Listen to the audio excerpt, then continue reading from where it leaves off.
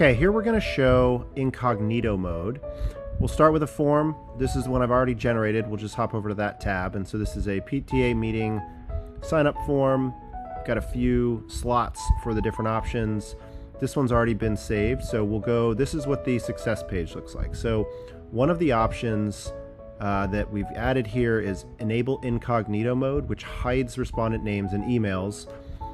When you launch this page to share it with respondents, that mode is not turned on here. So I've got a form here. This is what it would look like when I take it. I've got some test info here. I'll submit this response.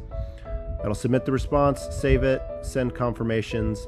When I go back to here, what I'm going to do is turn on incognito mode. So whenever this is on, anyone who opens this form will open a new tab with the form. It's going to show this message here.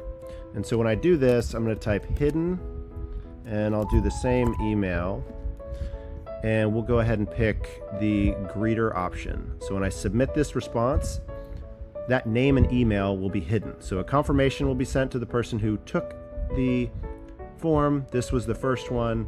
And as we go over, this is the responses. So I've submitted 2 responses. I'm going to refresh this page so I can see the responses. As this is refreshing, I've got 2 signups.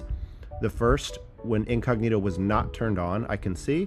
The second, the one that was named hidden, I cannot see the response. I can't see it in the details as well. Same as when I export the data. And so that allows the response to be hidden if you want to have incognito on for whatever reason. If your guests or respondents do not want to share their name and email, or the respondent or the creator for some reason doesn't want to have to see name and email.